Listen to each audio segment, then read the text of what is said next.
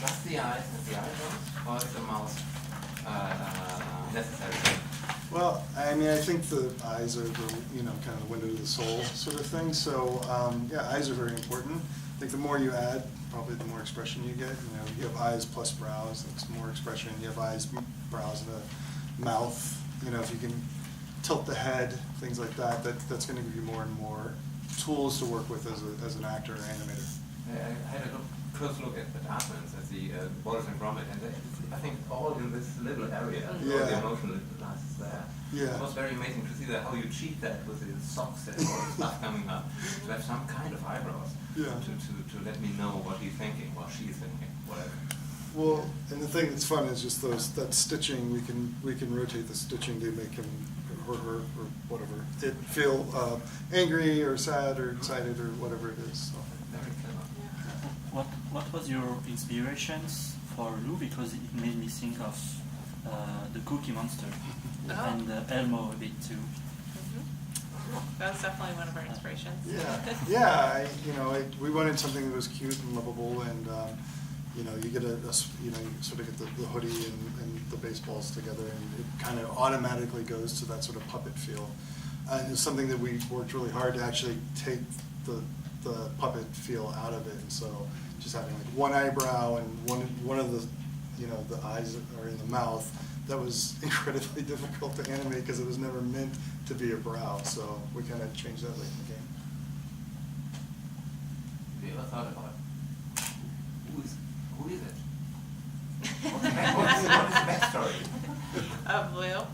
It's not the Christmas Past, the Ghost of Christmas Past or something, the Ghost of the Lost and Found box. Well, now that I have children, and now every time I walk by a lost and found pile, I get this I get kind of sad, because I'm like, all this stuff needs to get back to their owners. But I mean, we played around with the idea of at the end Lou coming back, or but I don't know.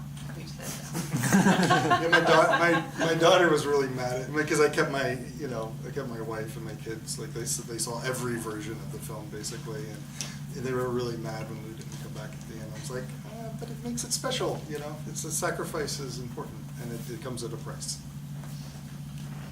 One of the main themes of the movie is about bullying, which is a quite deep theme for a movie. Was that important for you, and what did you want to pass as a message for the movie? Well, I think the bullying thing we sort of found later. It was never the core idea of the film. It was really about this character that, was hiding and then wanted acceptance, and the bullying sort of just came out of it. That was such a natural thing to have it at the school. Initially, the bully, he was kind of more of a thief. He was a sneak, but we needed him to really be kind of terrorizing these kids, so that you get some empathy for the kids, and then when you see it happen to him, it kind of wraps back up, and you go, oh, this is what happened, to him, to sort of explain it. Because if you just make him a villain, and by the end of the day, it's just this kid is an awful kid, you're not going to have any good feelings towards the end of the short. It's just like, I think as a kid, we just wanted to redeem him because kids they're not set in their ways yet. Does that make sense?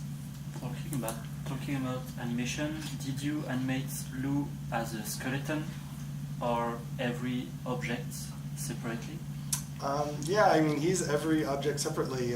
We had all these controls. This was just his mouth, and the thing that was crazy was in the hoodie we had splines that went down the arms. We had a spline that went down the body, and then we had a spline kind of around the mouth. And it was only meant to be a mouth. It was never meant to be eyebrows. So we ended up late in the game putting the baseball inside the mouth. And we had to animate all that stuff by hand, and it was a nightmare. I animated this shot, and it's a nightmare.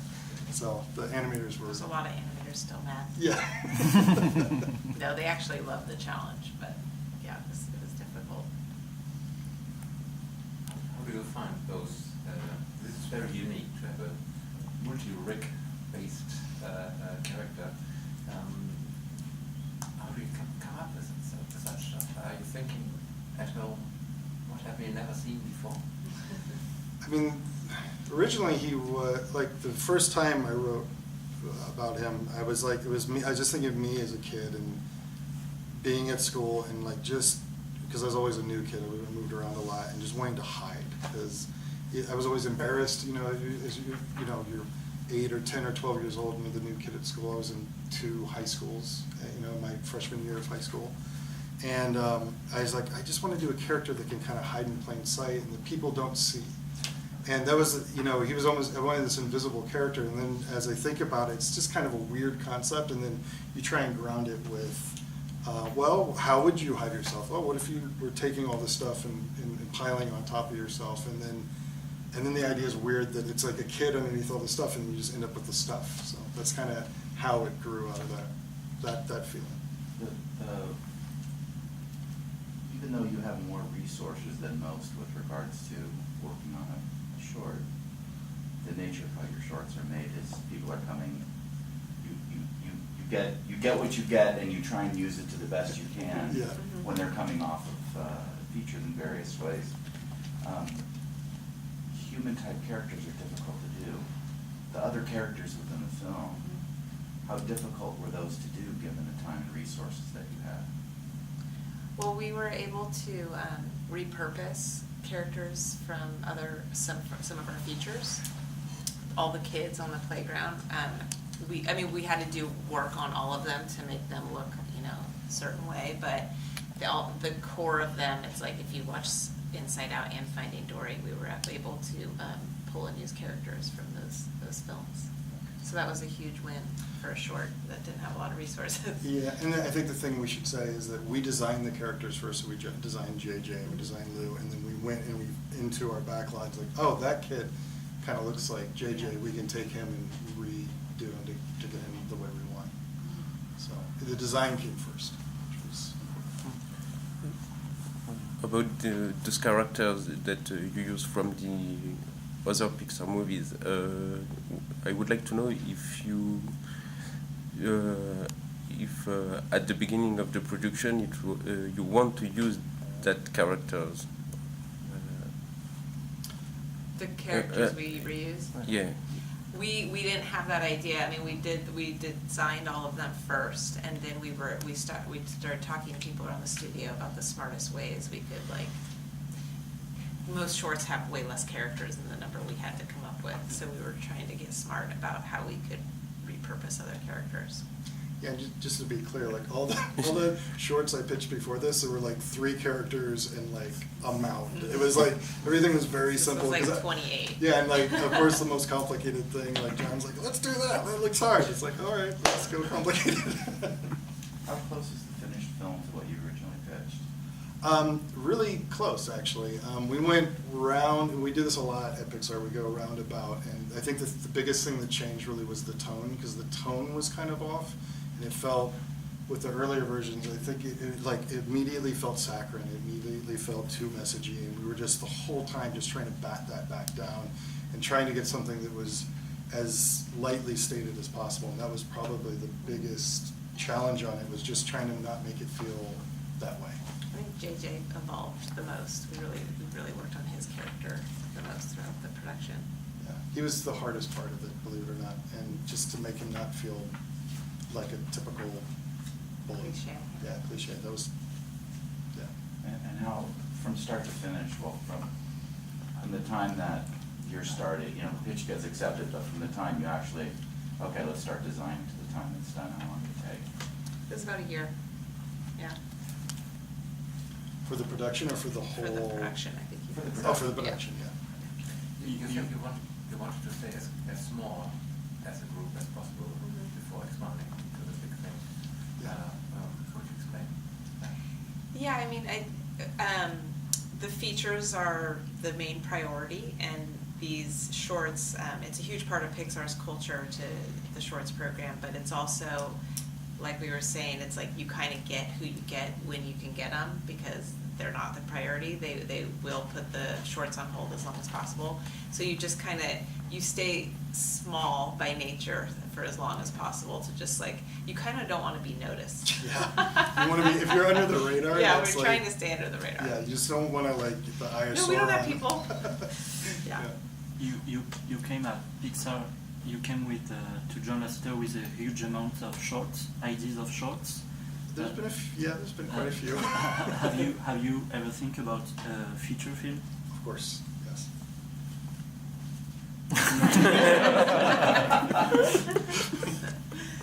And I could be mistaken, but it seems to me that with every one of the shorts done at Pixar, there's an opportunity to try and use it as a testing ground, either for something new on the technology side or something that you can focus on that you just don't have time to within the feature. Was there anything within your short that you were able that came to bear from that standpoint? I mean, we were developing new cloth technology, for Coco, and a lot of the things that were being done, we were the first ones into some of that technology to get what was going for like all the cloth simulation. We were able to actually animate Lou, and then after we simulated it, we could actually go back in and edit the animation without having to resim everything. That was a huge step. We used some of the particles from like Piper. And then, I think from like a kind of a staffing point of view, we're all first-time producer, first-time director, first-time soup tech, first-time production designer, first-time animsu, Yeah, everyone. director of photography. Everybody was new, and we had Everyone this. had a new kind of role. In this. Yeah, and there's a lot of energy to that, and it's like we all came from these scrappy little places, and we're in this amazing place that has a lot of resources, and to feel a little bit of that like scrappiness is just so nice, and it was great. I mean, at times you're like, oh, we need stuff just to get to the next step, but man, it was a really good feeling. We had such a great crew. Was there something you couldn't do? Because it was a short, and you have this restriction in terms of time and money. That's something you would have done if you had more money. I don't really think. I mean, I think restrictions are good. I mean, are there things that we would? As a producer, restrictions are necessary because artists will go on forever and ever. Is the truth. It is true. There's all sorts of things that I would love to fix and change, but I think we're really happy with it. And there's all sorts of stuff. I'm watching. I'm like, I could do that and that and that.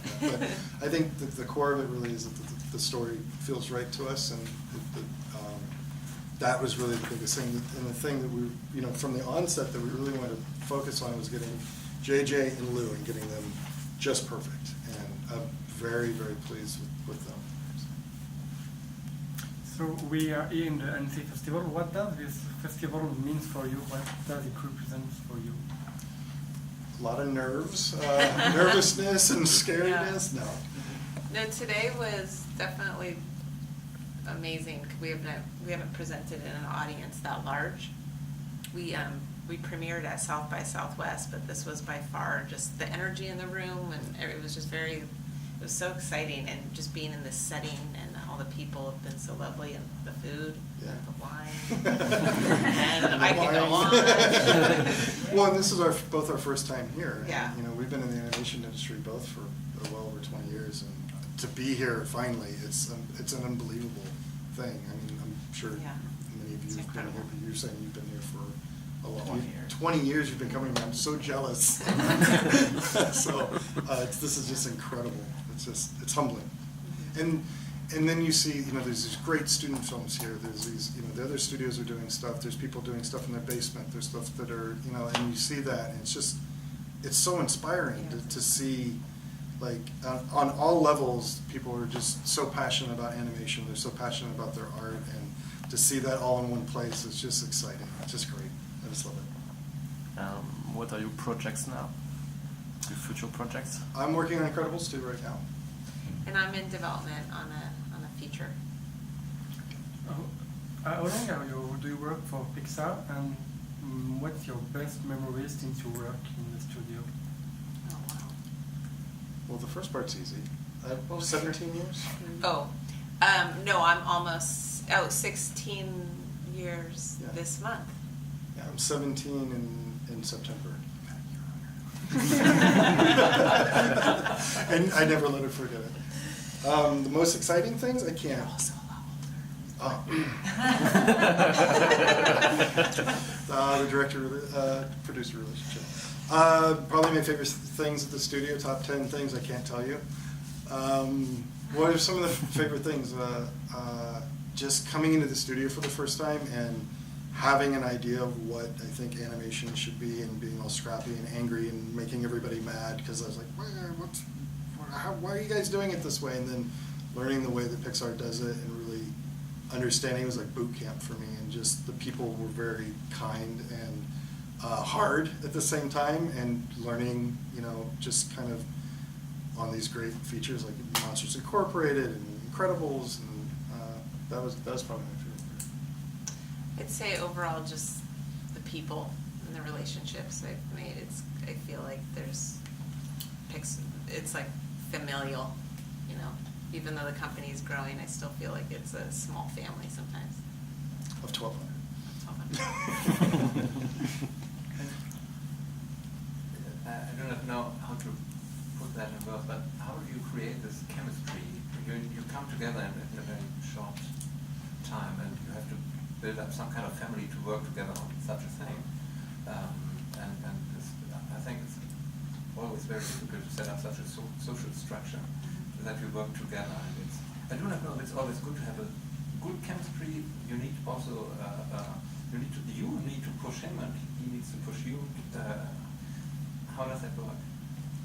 I mean, we some always, recipes for us. from the very beginning, Dave and I had a really great chemistry and working relationship, and I think a lot of that comes with honesty and humor we use all the time. Even like the worst days, it's like just laughing can get you through anything. But we had the most amazing crew, and the chemistry was immediately like good. And I think a lot of that is because you're so small, so it's so easy to communicate with each other like directly all day long, rather than that gets harder in the features because your departments get bigger, and so there's just more management with that. But. I feel like we invited a lot of everybody to speak up. Like, please tell us what you think. What's going on? What's broken? What's hard for you right now? And if there's things people didn't like about the story, it's like, tell me, come on, tell us, let us know. I want to know what's going on, because I want to know now before it goes out in the world. And I feel like everybody felt like they had a bigger stake in the film, and there's something about that brings a real energy to it. And we had one point where we had a big story change that was going on, and we were all in the story room, and we had Adam Habib in there as our director of photography on a computer. I was storyboarding.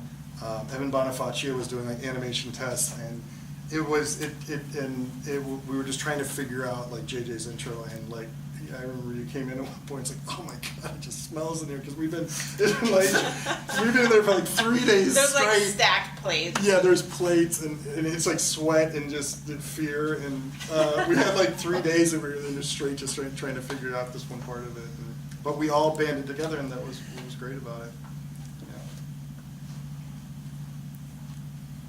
Maybe too much information. That's how stuff gets made. Sorry. Did you use a lot of storyboards on that project? Oh yeah. I drew it.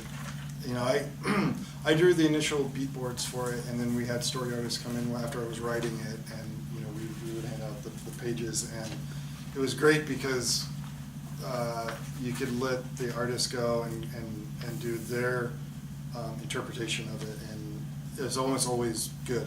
I would get what I would need out of it, but yeah, we boarded it one whole way. We boarded it with Lou as a character that wasn't a nice guy. We tried that whole version, and then we boarded it again. So we boarded it a lot. Yeah, there was a lot of storyboards. So you build Lou in Will. You show a picture this morning. Yeah. Did you build an animated version of it to help you to see how it can move? My wife Lisa built the maquette, and then I had a bunch of drawings I was doing early on, kind of pitching, and that's what got John Lasseter and Pete Docter interested in it. And then, as we were getting into layout, he was kind of like, once you get into layout, like, you have to have a very simplified version of it, and it wasn't looking as interesting as we wanted. And then basically we redrew a bunch of stuff and like, what are all the different things we can do with them now for like the chase scene? And then at that point, we were stuck with the model we had, and we just had to muscle it from that point forward. I don't know if that answers the question. At one point, did you ever think about Toy Story, because it's just inanimated toys getting life when nobody's watching? I mean, no. I mean, of course, because we love Toy Story, and I don't think that was an inspiration for you as you were writing the short. The thing I'll say about it, no, not as I was writing it, but I like the look of Toy Story because it has a certain amount of caricature to it, and if we went too cartoony with this and it got really cartoony, it wouldn't be as interesting, I didn't feel, seeing all the stuff come together. It has a certain amount of realism to it. So, personally, I felt like Toy Story was the right kind of balance of caricature, that it feels real enough so when it comes together, you go, oh, that's it's not some cartoony sort of thing, though there's a lot of cartoony stuff in it. We have time for like 2 more questions. Didn't possibly one thing, there was some story where the kid was called JT. Was it? Oh yeah, that was the very first beat boards that I did. I just had the initials JT in there because I was just trying to think of something. I was just putting something in there for the time being. Actually, I had the initials of my bully in there. I was like, oh, that sucks. I'm not going to put his name in my film. Forget that guy. He wasn't really a bully. He was just this kid. Anyway. I didn't have a bully. So that was just, I thought that kind of sounded good at the time, and then I was like, you know what, I need to put something in that means something to me. So JJ is my mother's first and middle initials. Yeah. So the characters don't speak. How did you work on this part and on the sound and the music of the short? Okay. Well, so the music was a big part of it. I mean, when you have something that's just, the story is told completely in pantomime, the music becomes a big part of it. And I knew that Christoph Beck was going to be the person that could really make this weird, quirky music, but also make it thematic and make it so, something that's hummable. And, we went back and forth on it quite a bit. And once we landed the theme and the approach, like sort of the ensemble, the instruments we wanted to use for it, we were so happy with it. I feel it's perfect. I love his music. And there was a choice in the beginning to have non-speaking characters? I mean, that's what we do for our shorts. I mean, typically. It's technical. Dialogue in any of our shorts. It's very little. Probably last question. Gearing up to ask one. Actually, concerning the music, who came up with a kind of Thomas Newman approach? Was it eventually your idea, or actually did Christopher Beck came with this kind of tone and instrumentation? We discussed it a lot. I mean, he I told him when we met with him early on, I said, I want something that's thematic. I don't want something that's grazing, that's just kind of going along in the background. I want something you can hum. It's really important to me. And, I was really familiar with his music, and I'm a huge fan of Thomas Newman and John Williams and, Silvestri and, all of the great composers. You were specific about a lot of the instruments as well. Yeah, I mean, at one point he brought JJ in with the tuba, and it's like no, too cartoony. Can we try with the cello or something like that? And he's like, oh, okay. And he was great working with them. He was he took suggestions, and he was good about it. So it was a good working relationship. Thank you. Thank you. Thank you all. Thank you. Thank you so much.